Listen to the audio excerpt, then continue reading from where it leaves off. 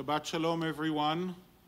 We're at the Torah portion of Ba'alotcha, which means when you raise up. It's about raising up the menorah, the symbol of the people of Israel till today.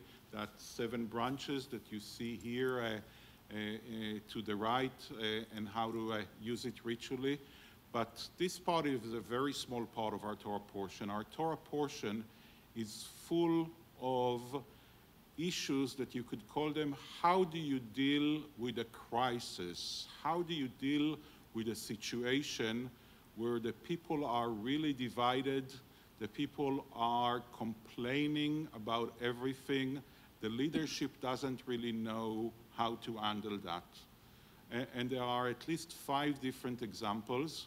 I heard that my colleague, Rabbi Rapport, spoke about the obvious one for our times, the story about Miriam and Aaron complaining to Moses, at least it seems like that, about the fact that, or they're not complaining to Moses, they're complaining about Moses to Adonai, about the fact that they don't get their right share in the prophecy. And then they're saying twice something that seems very unkind, seems like racial profiling of a Cushite woman that happens to be the wife of Moses. And as a punishment, Miriam's skin turns into white scales. So it seems like she's punishing for the crime, that the punishment fits the crime. You speak ill of someone, you are treated ill. You speak ill of a person's skin, and your skin becomes unbearably white and with scales.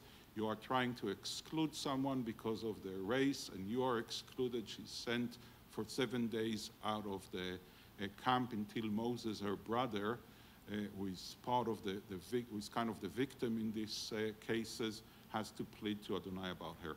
But Rabbi Rapport spoke about it yesterday, so I'm going to read something else and speak about something else where our Torah portion is actually giving a suggestion on how to deal with a people that is divided, how to deal with a crisis when emotions are so high that we cannot get people to agree, when we are so divided that it seems unbearable. As our most famous president once said, I think, I'm not from here originally, but I think that what he said was that when a house is divided, the house cannot stand. The slogan, divided we stand, united we stand, I'm sorry, I said it the opposite way. United we stand, divided we fall. So what do we do when we are divided? Are we going to fall, or actually is there a blessing in being divided? But first, let's do the reading, and for that we need Jennifer to lead us in the blessing before reading from the Torah. Baruch hu et Adonai hamborach. Baruch Adonai hamborach leolam va'ed. Baruch atah Adonai Eloheinu melech haolam, asher bachar banu mikol ha'amim, v'natan lanu et torato. Baruch atah Adonai noten haTorah. Amen. ויצא משה וידבר אל העם את דברי אדוני, ויאסוף 70 איש מזקני העם, ויעמוד איתם סביבת האוהל, וירד אדוני בענן וידבר אליו, ויאצול מן הרוח אשר עליו, ויתן על 70 איש הזקנים, ויהי כנוח עליהם הרוח, ויתנבאו ולא יספו. וישארו 2 אנשים במחנה, שם האחד אלדד ושם השני מדד, ותנח עליהם הרוח והם בכתובים, ולא יצאו האוהלה, ויתנבאו במחנה. וירץ הנער ויגד למשה ויאמר, אלדד ומידד מתנבאים במחנה. ויען יהושע בן נון משרת משה מבחוריו, ויאמר, אדוני משה, כלעם. ויאמר לו משה, המקנא אתה לי, ומי ייתן כל עם אדוני נביאים, כי ייתן אדוני את רוחו עליהם. So the translation goes like that. It's from verse 24 in chapter 11 in the book of Numbers. Moses went out and reported the words of Adonai to the people. He gathered 70 of the people's elders and stationed them around the tent. Then Adonai came down in a cloud and spoke to him. He drew upon the spirit that was on him and put it upon the 70 elders. And when the spirit rested upon them, they spoke in ecstasy, but did not continue. 2 men, one named Eldad and the other Medad, had remained in the camp. Yet the spirit rested upon them. They were among those recorded, but they had not gone out to the tent. And they spoke in ecstasy in the camp. A youth ran out and told Moses, saying, Eldad and Medad are acting the prophet in the camp. And Joshua, son of Nun, Moses' attendant from his youth, spoke up and said, My lord Moses, restrain them. But Moses said to him, Are you wrought up on my account?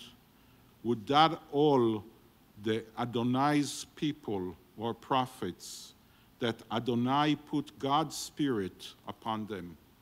So in order to solve the solution, in order to appease the people, Adonai says to Moses, why won't you take 70 of the elders of the most respectable people? They will prophesy with you. You delegate some of your leadership to them, and they will appease the people, and it would all be just hunky-dory. We'll all come with one message. We'll all be united. But you know, we plan things, and they don't happen the way we plan. All of a sudden, while they're doing that, and they stop prophesying, so it's like a one-time thing, a message comes from the camp, and the message goes like that. There are actually 2 other people that were not chosen. They're not part of the 70 elders, and they are prophesying in the camp, and their message is different than ours. So there's more than one way to understand what God wants from us. There is more than one way to solve the crisis. This is not what we wanted. We wanted to be able to say, we're united in it. There is one solution to what is wrong, and we would go with that message. There is one party line, and that is it. So the immediate reaction of Joshua, second only to Moses, is, Moses, you have to arrest them. It says restrain in the English translation, but the Hebrew actually says arrest them. This is how you stop opposing voices. If somebody doesn't agree with you, you shush them. You restrain them. You jail them if you want in this context. And then you have only one voice, one official voice. And Moses comes with a different solution. Moses says, actually, that's not what Adonai wants. May it be God's will, and every person among the people of Israel would be a prophet. By the way, we take pride of that. We say that for every 2 Jews, you have 4 opinions. We're very proud that we're a diverse people. We're proud that we are tolerant to different voices and different opinions. We are proud that we are pluralistic people. Actually, we are bothered by voices like Joshua's that is saying, no, united we stand. We should have just one message.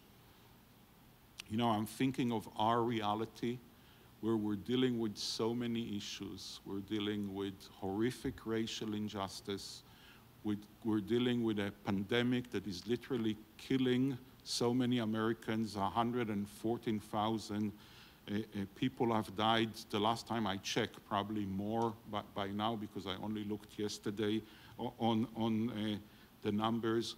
We're dealing with centuries of ill treat and injustice, the way we treat people of different colors. And there are so many opinions on how to deal with these issues. And there is that legacy that we have here in America of united we stand, divided we fall. And we are so divided. We are so divided right now. And I think that Moses' answer is, actually sometimes the best solution, the divine solution almost, is to embrace this division. You know, it's very hard to tolerate It's very hard to tolerate other opinions. It's very hard to be pluralistic. Actually, the beautiful Hebrew language, the most beautiful language in the world, has the root system. And the word for being tolerant and the word for being patient is from the same root. They're actually even spelled the same way. But also the word for suffering is the same root. So you literally suffer when you have to tolerate other people's opinion. Because you know, and I know, that we are always right and they are always wrong. But Moses is saying that's not the solution. The solution is not to restrain or arrest or shush people that don't think like us. The solution even to a huge problem like racial injustice. And that's one of the problems they're dealing even in our Torah portion with, right in this Torah portion. Even to that, there might be different solutions. And the fact that I'm right doesn't mean that you are wrong. Maybe each one of us is right. And maybe only when we embrace our division, we will be able to actually stand and solve some of those problems. Shabbat Shalom.